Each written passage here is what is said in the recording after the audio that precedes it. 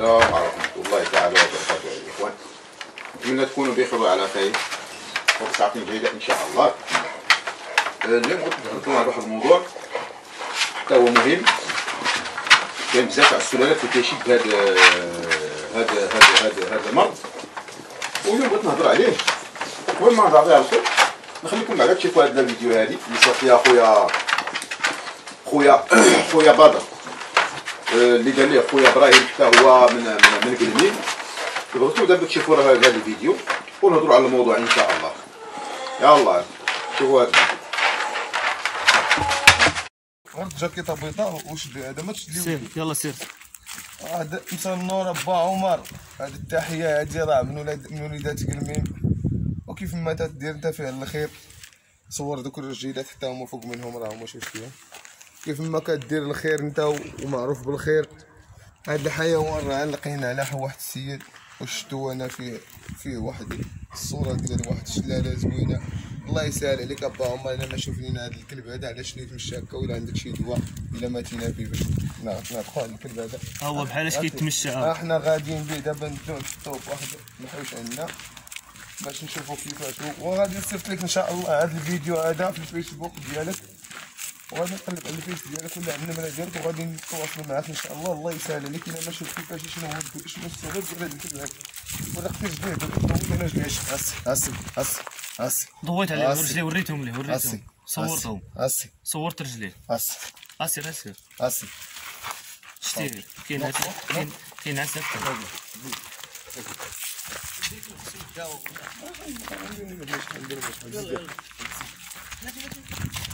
دو صافي. لا رجليه مفرطين شي شويه من الاثنين انا شوف تخي بيان عارف اللي كيشوف البوب الرجيلات غا مش دغيا شتي هاد القنطين هاد القنطين هو القنطين. حركوا خويا كامل حركوا شي علاش زيد طلقوا خويا كامل زيد لا دخل سير دخل دابا القوم ديالنا حنا هشي براسي لقينا تعبوا هشي شد زيد تقرب يصوروا اش جلس لا زيد خليها باش دابا انا كتبت المشفيين موجودين. دابا المشكل ديال الخوت هذا الكلب هذا مسكين، هذا البيرجي المون فعلا مسكين هذا غادي يكون عنده تقريبا 8 سنين فوق.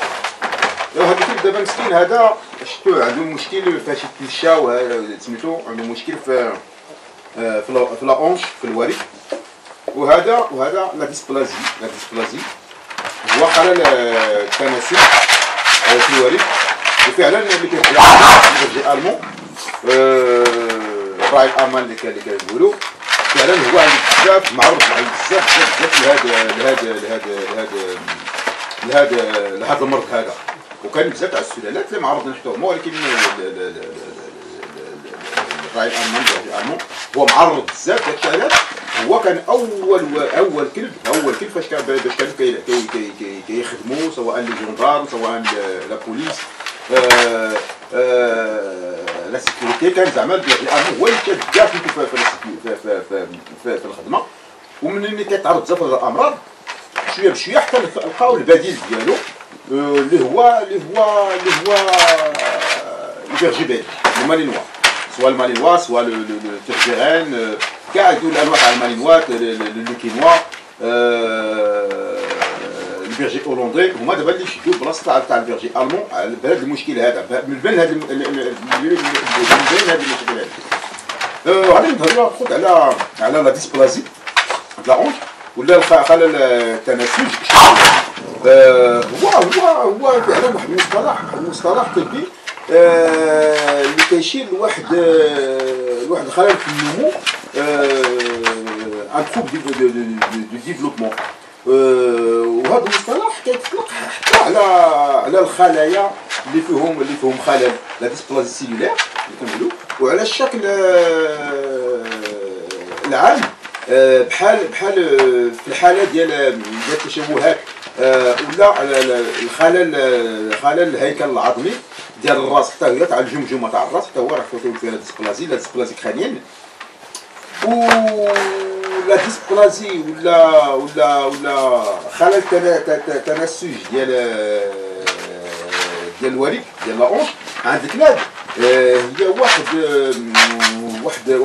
المرض ديال المفاصل انفيكسيون ارتيكولار كتاثر طبيا على الكلاب ديال السلالات كبيره. الا اكتشفنا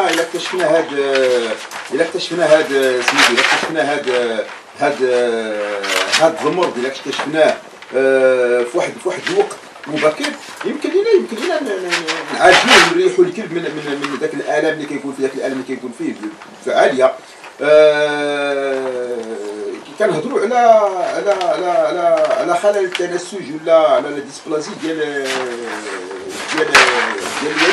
الوريد منين ذاك الراس ديال العظم ديال الفخذ داك الراس تاع العظم تاع الفخذ راه كلشي عارفينو. لا تيت اللي كنقولها لا تيت ديفينيو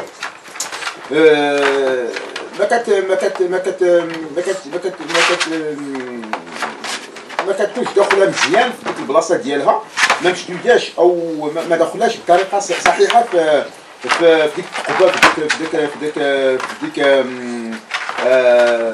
لا كافيتي ديال لوط دو باسان داك التجويف ما كدخلوش مزيان في داك التجويف المختص ليها المختص قبلها. راه كلكم عارفين بلا داك الراس داك الرجال داك الفخذ راه كاين داك العظم عند داك الراس راه كيدخل في ديك الثقبه كيدخل مزيان. وإلا ما دخلش مزيان ما فاش كتكون عندنا لا ديسبلازي كتكون عندنا واحد سميتو واحد التشويه وما كتكونش جديده وهذا سميتو والعظم ديال الفخذ زائد التجويف ديال الوريد ديال الوريد ولا لا كافيتي كلونويد مشدودين بواحد مزيدين مزيان بالعضلات ديال سميتها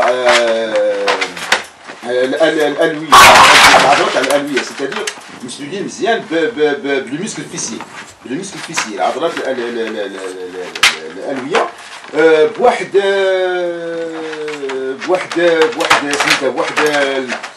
كابسوله ليفيه كنقولها لها كابسوله فيبروز واحد الكابسوله ليفيه دايره فعلا اللي كيديروا لا سيونس غادي يعرفوا بزاف هادشي راه من السيونس حنا راه نشرحوا لكم زعما كيفاش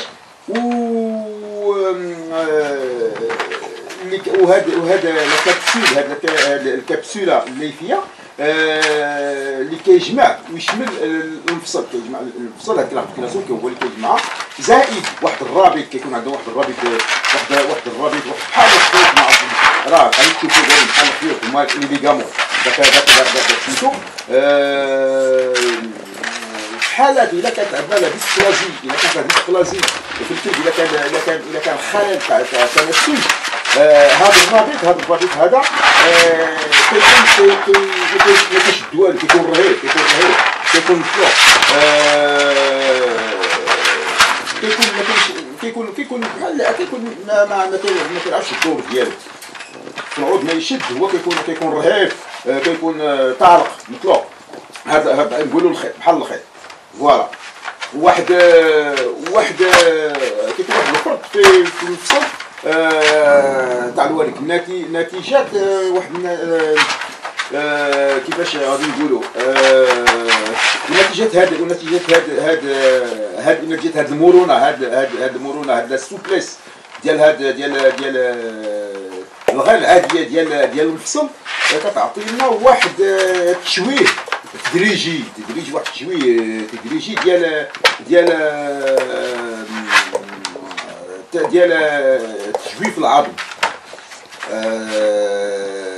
هذاك التجويف كيطلع واحد سميتو واحد التشويه كيبان في هذيك لا كابيتي دو لوس دو باسان مرافقه مع اش كنقول لها مع داك الالم داك كتعطينا لاطروز داك الالم اللي كيكون في الركبه ولا سميتو هذا هو لاطروز من تما كتجينا وكتعطي للكلب مسكين واحد الالام، واحد التعويق كتعوقو، كيكون كل كلب معوق هذا سميتو كتكون دولوغوز اي انفاليديتي.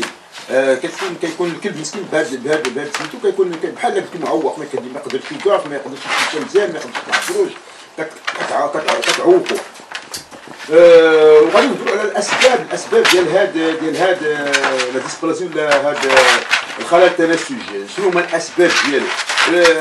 الاسباب عند الكلب هو كيكون اولا كيكون مرض وراثي، انفيكسيون هيريديتير، كيكون مرض وراثي في الدرجه الاولى، وكتكون بزاف في الكلاب ديك السلالات الكبيره او المتوسطه، بحال عندنا لي فيرجي المون، بحال عندنا لي لابغادور، بحال عندنا لي جولدن ريتريفر، بحال عندنا لي روتفيلر. عندنا هاد الكلاب بزاف كتكون فيهم، ولكن لي فيرجي المون معروفه بها بزاف.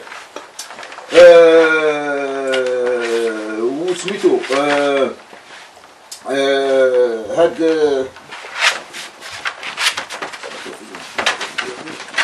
سميتو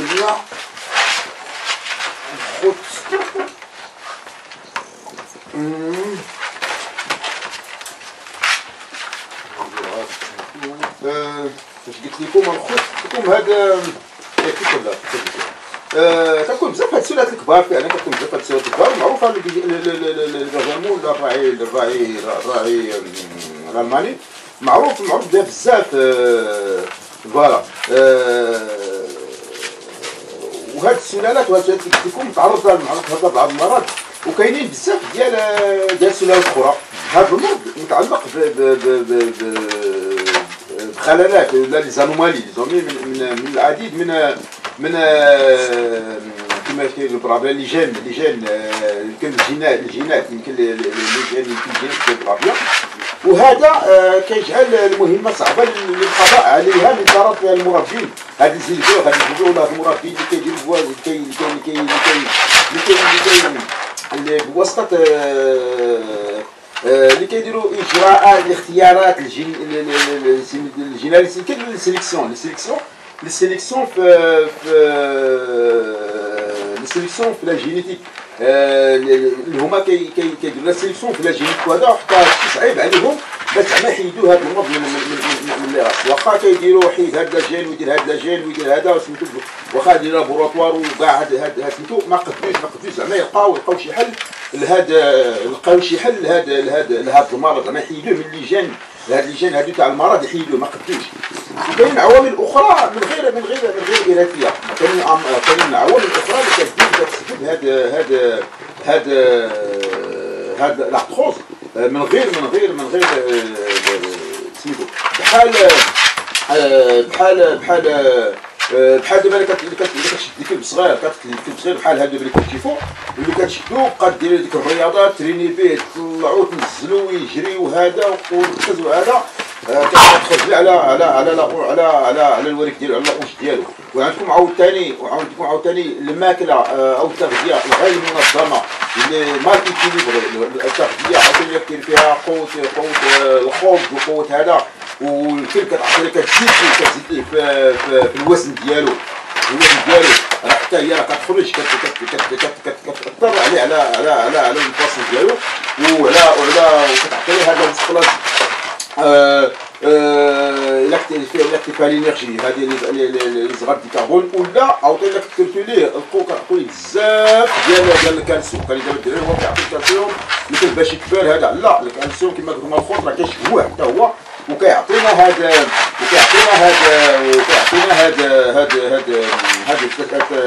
التناسل في الولد.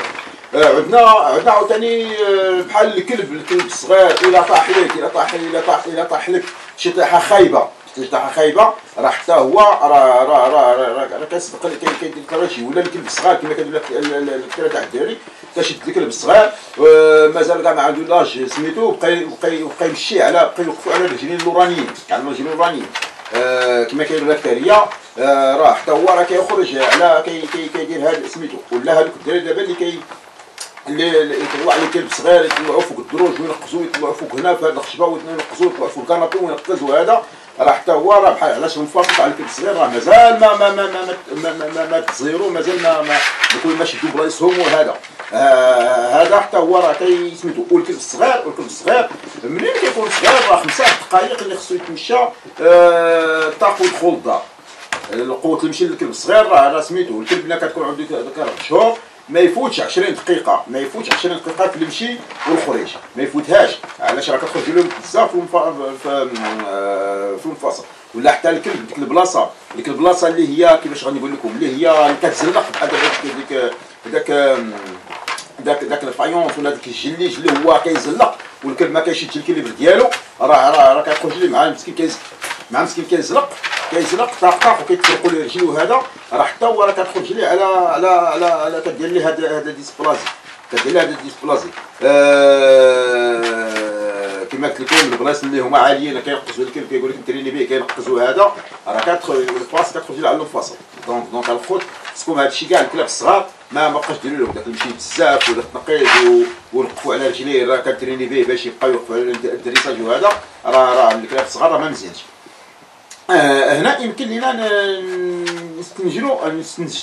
نستنتجوا اننا يمكن لينا نتفاداو هاد المرض من غير ما يكون ولاتي بالتغذيه اللي تكون متوازنه، التغذيه تكون خصها تكون مزيانه وجوده مزيانه، البيضه رائعه على حسب العمر تاع الكلب والسلاله ديالو، ونعرفوا نتعلموا كيفاش نتعاملوا مع الكلاب الصغار. في ديك زعما في ديك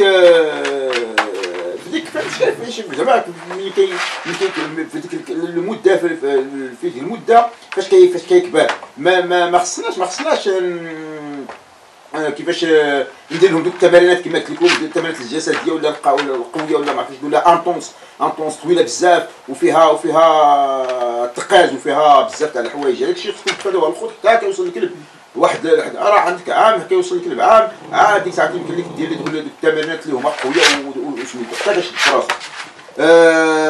عاد غادي نهضروا على الاعراض ديال هذا الخلل التناسج ولا ديال الديسبلازي. علامات خلل التناسج متنوعه وماشي محدوده جدا. يمكن نشوفوا عند الكلب اللي فيه ديسبلازي واحد او بزاف ديال الاعراض، منها هذوك الارداف ديالو، الارداف ولا لي اونش كتكون ما كيكون فيها لي ميسكل، كيكون فيها العضلات، داك لو فيسي بلو مسكلي، داك الفيسي ديالو كيكون هذاك اللور ديالو كيكون ما مسكل بزاف، ولكن كتشوف دوك العظام تاع الخط باينه خارجه ليه مسكين، خارجه ليه دوك العظام. كما كنقولوا هذوك لي زول ديال لي زول دي اونش سيون كنشوفوها خارجه. وعندك المشيه كيفاش نقول لها الشالوبي متارجحه يمكن عاش مع تذبذب كما كنقولوا، يمكن تذبذب تاع الاطراف الخلفيه كتمشي بواحد الطريقه في شي شكل، كيتمشيو بواحد الطريقه في شي شكل ماشي بحال الكلاب العاديين. وعندك الطريقه الغير المعتاده في الجري، كيجري بواحد الشكل حتى هو في شي شكل اللي كيجري بحال شي قنيه ولا بشي ارنب. دوك الجري الاوراني كيجبهم بجوجهم، كيجبهم بحال شي ارنب، بحال كيجري شي ارنب. دوك الجري الاوراني كيجبهم بجوج. وعندك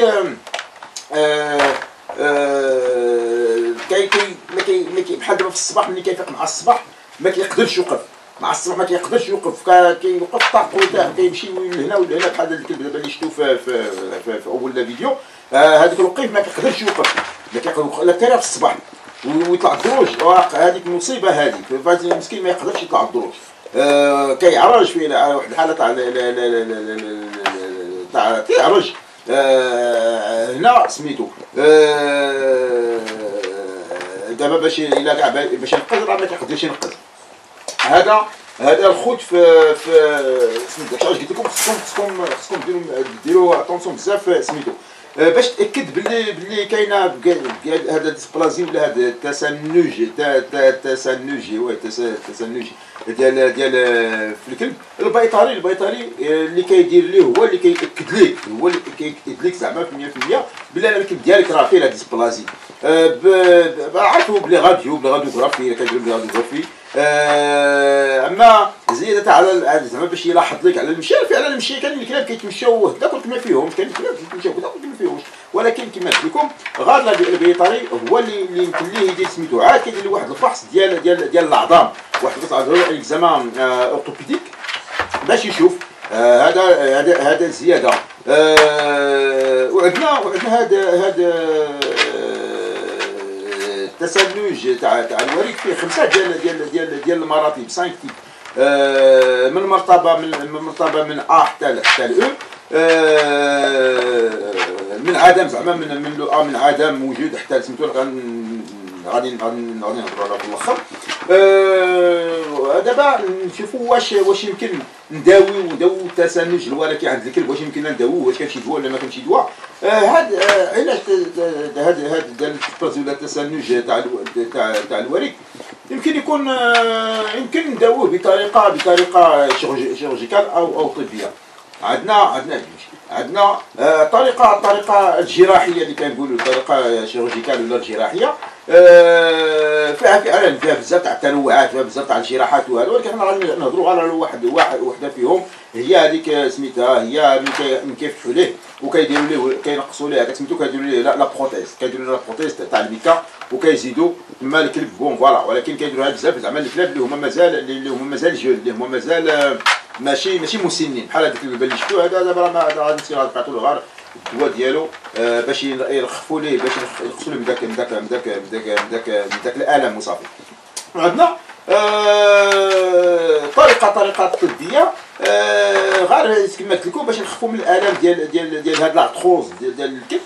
كنعطيو ليه لي زونتي انفلاماتوار، كاين بزاف تاع لي زونتي انفلاماتوار، وكاين وكيفاش عاوتاني وكاين ادويه بحال لي كونترو بروتيكتور حتى هما كيعطيوهم اللي كيعطل لي كونترو بروتيكتور كيعطلوا التقدم ديال هاد التناسل ديال هاد الارثروز،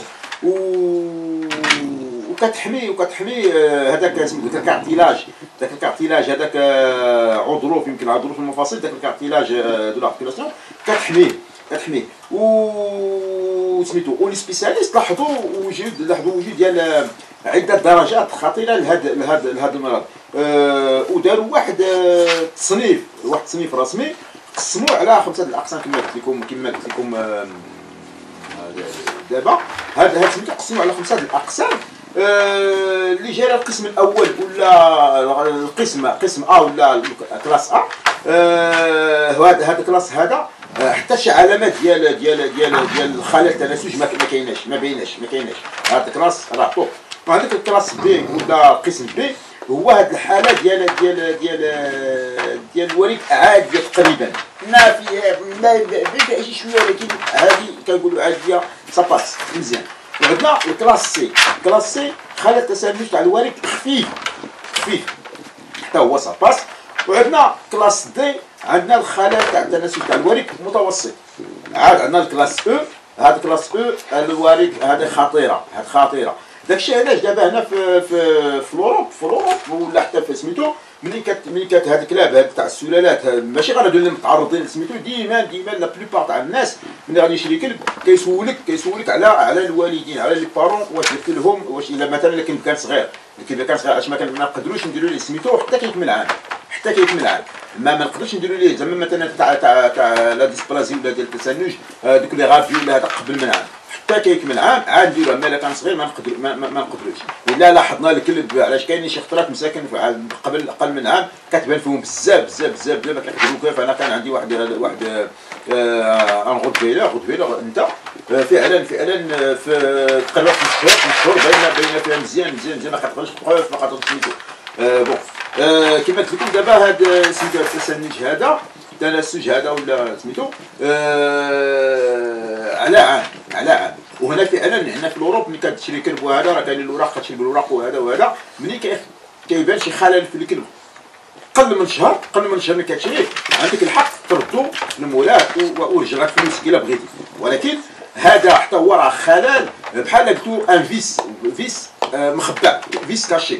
ولكن ملي كدوز عليه داك عام راه ما تقدرش مثلا ترجعو، ما تقدرش ترجعو. الا جاب الله مثلا بان لك فيه في داك الشهر هذاك وشتيه مزيان بلي ان الكلب ما كيوقفش ما كيقدرش تمشى ومشيتو والبيطري قال لك اودي هذا راه فعلا هذا راه سميتو عندك الحق ترد المولاه وتاخذ فلوسك.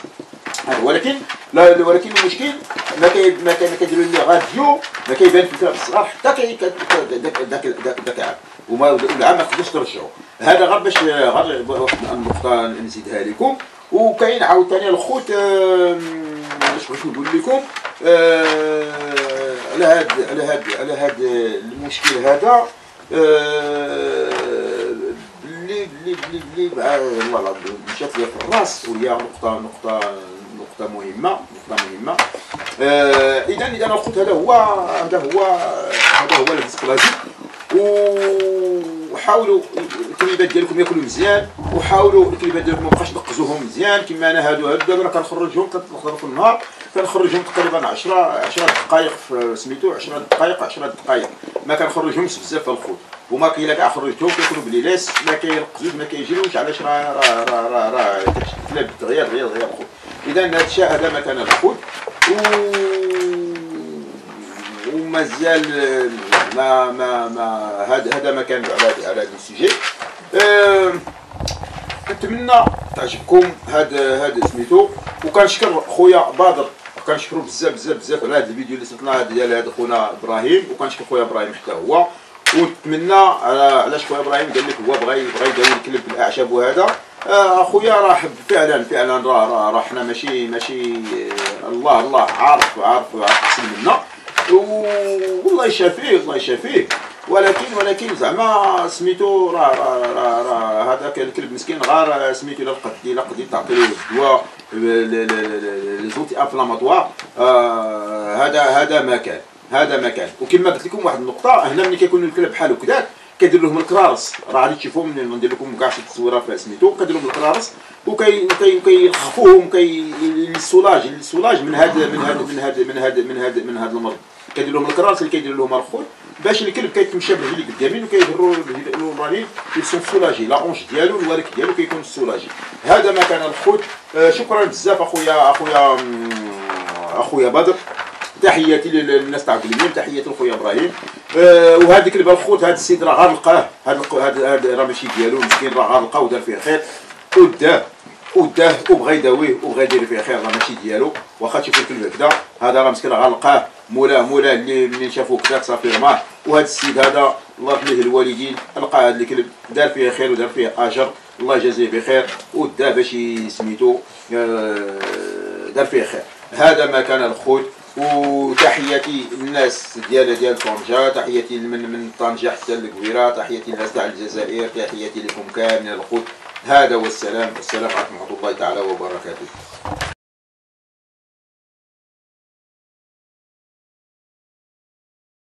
لا تنسوا الاعجاب بالفيديو والاشتراك في القناة تشجيعا لنا لنستمر بنشر المزيد إن شاء الله.